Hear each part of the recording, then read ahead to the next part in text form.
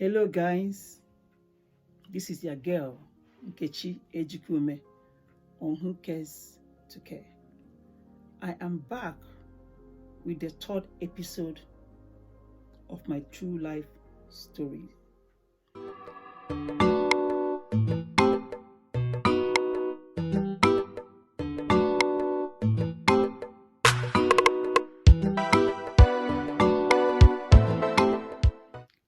If you haven't seen episode 1, episode 2, or even my introduction, I beg you to go back and listen to my introduction, my first and second videos, my episode 1 and my episode 2 of my true life story, so that as we roll, you will understand what we are on about.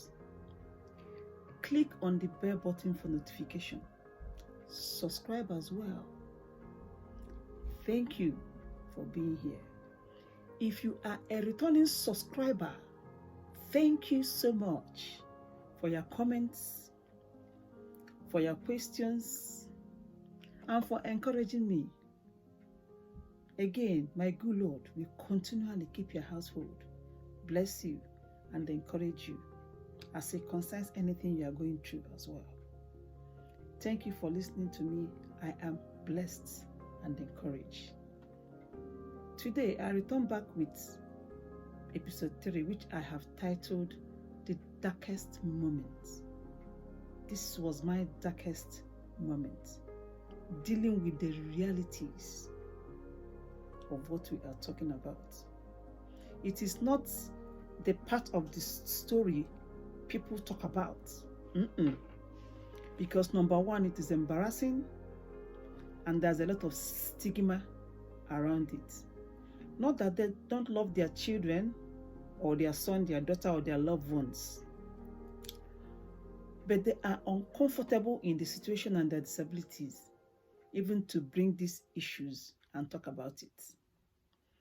I want to tell you, you are not alone, and you are never alone. And it's not for pity,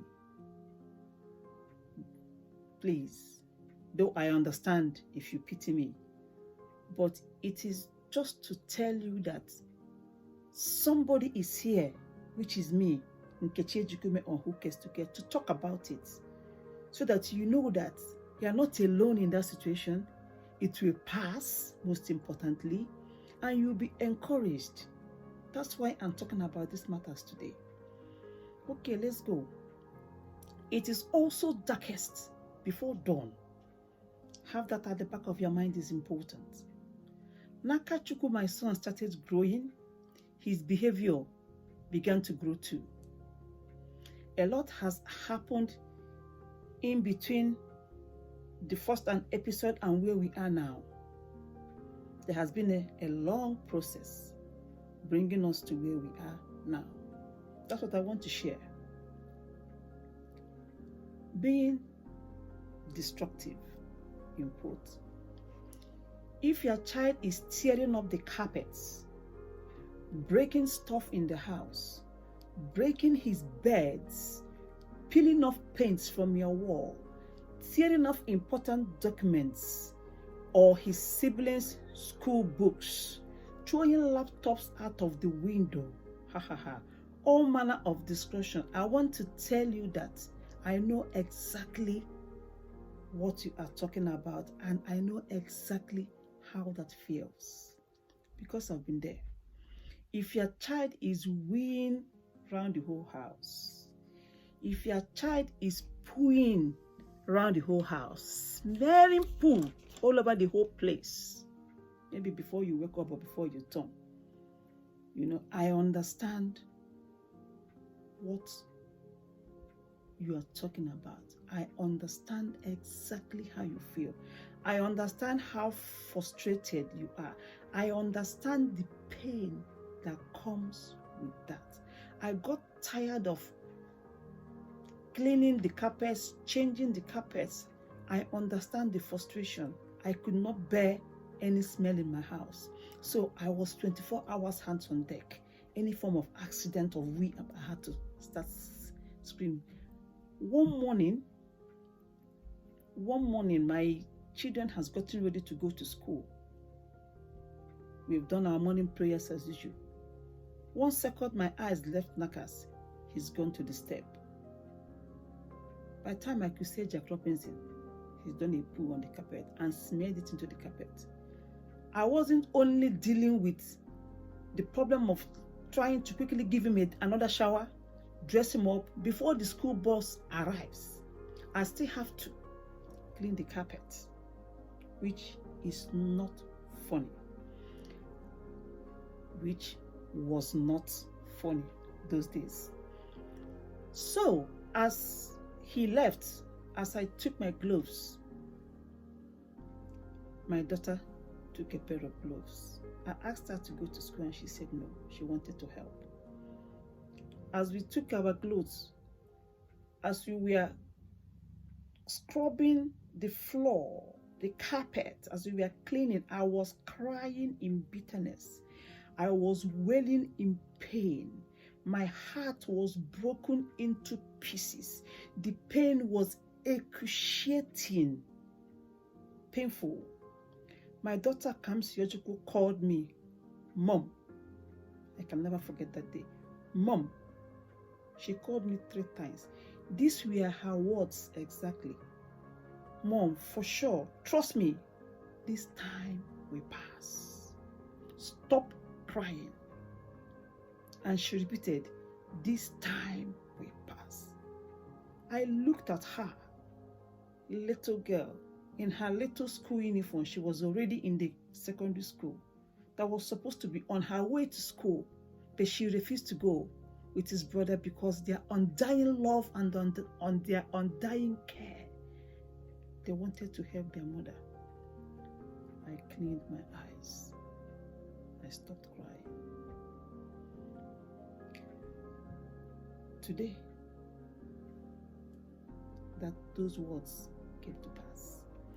How many beds did you change in your house? At a time, we had to change the whole floor and change it to a vinyl because we got tired of him ripping up everything. As we did the vinyl, the whole stairs, we had to lock up the edges because his own is let him not see anywhere he can put his finger. So we now finished the floor.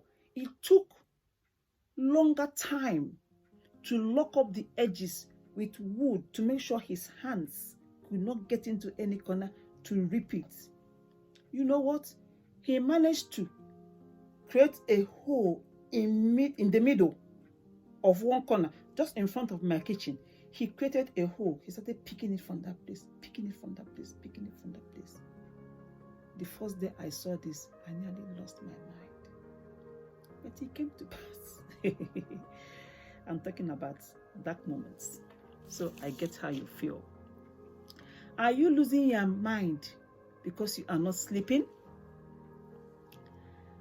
I cannot recall having 3 hours sleep uninterruptedly in so many years. I used to sit up watching Nakas. He will not sleep, running up and down the stairs. Do you have to change your child's nappy or whoever you're caring for in the midnight? I used to change Nakas 3 times before morning because I didn't want him to wet the bed because I couldn't bear the smell in the house. He drinks a lot of water, and as he drinks, he wheezes along. And God save me if I'm changing him. He wakes up. That means sleep over for everybody. Big boy, you roll him this way, he rolls back that way. Then you have to now start looking for the logistics to do that pampers. Quietly, everything was a process. Come on to change pampers. Have to be careful. If he turns, you will stop because you don't want him to wake up. If he wakes up, That's it. The whole house is awake. And at a point, the sleeping matter wasn't about me anymore. It became about his siblings that we go to school the same morning. With that going on, you will not sleep, you will not rest. Then you have to deal with the multitudes of meetings here and there. With the bad news that comes with those meetings. In fact, sometimes I go for those meetings, I return worse off than I was before I went. Because when the professionals start saying those things they say to us, you know what I'm saying. I had to quickly learn to reject their negativities straight away, especially when they start telling me about my son's future. You have to learn to reject some things. They speak into your loved one's life. They speak into your child's life. They speak into your husband's life. They speak into your daughter's life. They speak into your son's life. Once they say some things, I go, hold it there. Hold it there. Don't tell me his future. Don't tell me what is going to happen in 10 years' time, 5 years' time. You are not his God. Those things they said were their facts. That's what they see. That's what they know. But that wasn't my truth. My truth is that God will heal my child. End of discussion. And on that I stood. Because as I begin to speak things into his life, positivities into his life, they will begin to come to pass. They will begin to manifest. If I speak it for too long, it will begin to show up. Romans 4:17, speaking things that are not as if they were. So you have to watch what they're saying too. Are you still packing, changing clothes for your child that is supposed to, by now, know his right from his left? I know how that feels. 2, at a point in our lives, both school and after school club, they got tired of throwing our clothes away. So they put the clothes in the bag. Once they come back and hand Nakachukwu over to me, they will hand his school bag and another bag. That bag will be his clothes. And obviously, one accident has happened on the clothes. If it's not poo, it is we. So they will bring it home. So I have a choice to either throw it away or wash it because they're fed up of throwing away clothes. If it's just we, okay, maybe, thank God. We will now try to wash it. But most of those clothes, I tell you, we had to throw away. By this time, Nakas was already 10. So I decided to be sending him to school without Pampers. Because 10 was double digits. I said, Nakas, you have to go to school without Pampers. So, and he drinks a lot of water, even till now. So if they don't prompt him or take him to the toilet on time, he has an accident. That was why he was having those wee and those number 2 accidents.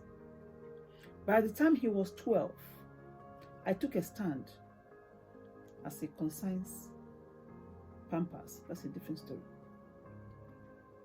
I'll return with that. So is your son the one that cannot sleep alone, or your loved one? Nakas, those days, he won't sleep alone. It's either his brother is in his bed, or I'll sit up and be watching him. So my people, these are some of my darkest stories. On each child, there is something. Back to my first son again. After he had his surgery, when they will give him blood, and they will come back the next day, they will not find any blood again in his body. They will give him some more. They will not find any blood again the next time. Those were very dark moments. I did not see today those times. When we were waiting on my first son after his surgery again, on hand and foot, waiting him to drop one fart from his bum. These are things we take for granted. My dear, you wake up every morning, you will land one fart. Once you release that fart, please, could you say thank God? Because I tell you, it is not easy to wait on somebody just to fart. And it's a privilege, in fact, to be able to do that. And I know why I say that. You might not understand. And if you don't understand, don't misunderstand me either. We had to wait hand and foot, waiting for Ral, my son, to do number 2. In fact, by the time he has done fat, he farted. That's 1. Number 2 was now to do number 2, to poo, in fact. We are talking about dark moments, so it doesn't matter anymore now. Okay, when the 2 happened, a party for us. And why do I say that? Because he didn't have bowel movement. His bowel wasn't moving. And by the time he farted and did number 2, that was semblance of healing. That was semblance of life. That was semblance of bowel movement. That means that food and drink can gradually be introduced into his life. Because remember I told you he was only munching ice cubes. Couldn't even drink water anyhow. It was ice cubes because his throat was dry. Kept on saying, my throat is dry. My throat is dry. Then we have to give him ice cubes. All his veins collapsed.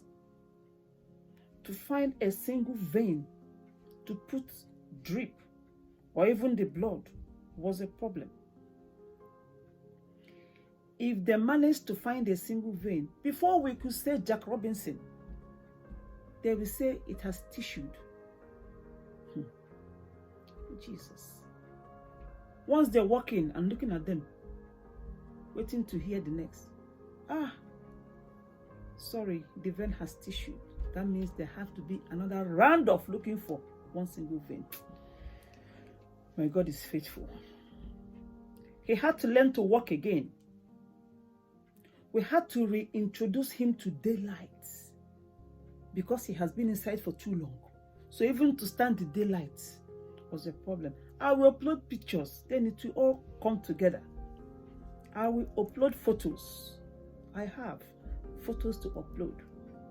By the time I'm done with my true life story, I'm going to upload pictures. Then we appreciate it and praise God and have hope and trust in God that things will do what? Turn around. The doctors and the consultants were coming for routine check. They were ramming to us, praying, quaking in tongues and in unknown language. They will say to us, continue what you're doing, continue what you're doing. We'll be back. The rather we pray, because when they will come with one medication and say, let's try this one, it was now trying. Let's try this one. Let's try this one. Let's try this one. As they were trying their own, we were calling our healer, the author and the finisher of our faiths. And we went on. And then, darkest moment again for my last child. 10 days old boy. Operation. Living in the hospital. Remember, they had to starve him too for like 3-4 days so that his system will be cleared up, so that everything in his system, both breastfeed, both milk, they don't want anything in his stomach because they needed to repair the part of the intestine that was blocked. According to them, they described it to me. Don't ask me the medical terms. They said they were gonna cut it open and open it and stitch back and do what they do. Okay, so that one. His veins as well collapsed. They were they were looking for his tiny veins. Tiny veins.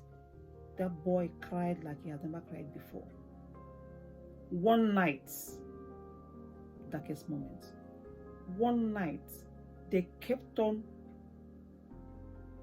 putting needle, poking the boy, or pricking the boy up and down. The boy kept on crying, and one of the doctors said, "Let's let him rest." They left the boy to rest.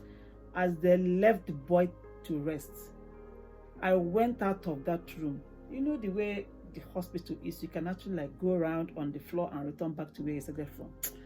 As I raised my hand in surrender, hey God, as I raised my hand in surrender to my maker, I began to speak in tongues. I began to call my maker. I began to call my God. I began to speak an unknown language. I went the first time. I went the second time. By the time I returned the third time, as I stepped into the room, they said, "We have found a vein." I thank God. Darkest moments. In those days, I wasn't seeing today. That's the point I'm making. Then the hot water accident. I was holding my son like this. I was holding my son like this, standing like this, pacing around the hospital for 5 nights, 5 days. I'm not even joking. I'm not even joking about it. I was just holding him. If you want to sit down, if you manage to want to like sit a little, you know yourself now. Don't move too much because his hands and legs were like this. The boy cried day and night in pain. In pain. Before we were transferred to Chelsea, the ambulance rushed us to UCI. They nearly left me behind because I was looking for one second. I forgot what clean field was. Do you have clean field? Do you have clean field? I was looking. What have you done? I have put egg. I have put water. I have put. As we got to UCI, then we rushed in. By the time we finished in UCI, I came out of that room. I looked up. I saw a resuscitation room. The boy was resuscitated because they had to use their machine trying to resuscitate the boy. Darkest moments. Ew. As they were resuscitating the boy, I had a friend that strolled in that day from nowhere that now joined me to the hospital. She said, "Nkechi, pray, pray, pray, pray, pray." Even when they were doing that, I was so confused. I didn't even know what they're doing. But I had them doing they had something on his chest, trying to resuscitate him. As I came out of the room and looked up, I saw a resuscitation room. I said, "Really?" And like his brother will say, his big brother said, "Mom, his willy ran into his tummy." That day, I didn't know I would be sitting here today. Darkest moments. Then, by the time he was resuscitated, we were told we are going to be transferred to Burns Hospital in Chelsea. As we got to Chelsea, I was asked, "Do you want to be here for us to clean him up?" I said yes. By the time they unwrapped my baby, "Do you want to be here for him to be cleaned up?" I said yes. I did not know what was coming. In my wildest imagination, I did not understand what they were talking about. To my greatest chagrin, they brought knife. They were scraping the boy's body. Scraping the boy's body. The boy was wailing. The boy was crying. I fell on the floor. I nearly passed out myself. Darkest moments. Those days, I didn't see today. In the morning, they came and said to me what they did last night. Scraping his skin looked cruel and wicked. But they want to explain that they needed to scrape the dead skin. That they needed to scrape it off. So that by the time he will heal, there won't be scarring. That when he grows, that he's a baby, that by the time he grows, that I will look, I will not find those scars. because they have scraped off the dead skin.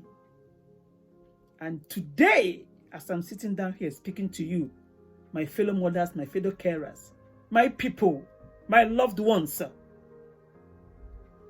I look at my son, his hands and his feet. I can not see any scar at all. Isn't God faithful? I want to thank God for his mercy. I want to thank God for his kindness. I want to thank God for all he's done, what he is doing, and the more he's yet to do. Nakas is a different child. I tell you, he still does some stuff. Oh, don't get me wrong. Oh, he still does some stuff. But it's nothing to compare with the magnitude of the things he used to do in the past. Like I said before, I'm saying again, I'm at a place of rest now, knowing that all is well. So my fellow carers, wherever you are around the world, hearing my voice, listening to me, I want to say, well done. I feel you. I understand. I have been there and back. I have worn the t-shirt. I want to say to us, I salute you for the good job you do. I salute you for laying your life down. I salute you for being there for your loved one, for your husband, for your father, for your mother, for your sibling, for your son, for your daughter. We do a fantastic job. I want to thank the doctors and the nurses and the carers in the hospital as well. I salute you too, NHS, for all you do. Because God has uses you guys in too many ways than one. It is well with us. It is well with our loved ones. I will return with my 4th episode of my true life stories that I have titled The Ability. When I mean ability in us, the carers, the ability to discover the ability in their disabilities. I repeat that. I'm back with my 1st episode. That one is better than this one. With a topic I have titled, Our Ability. We have to be strong. Oh, we have to be strong to bring some things to pass. Our ability to discover the ability in their disability. We keep on speaking things that are not, as if they were. We speak them for too long, they will become. So I'll be back. We keep on speaking positivity into our loved one's life. We speak it for too long, speaking things that are not as if they were. And when we speak it for too long, it becomes. In fact, let me lift it how my Bible has presented it.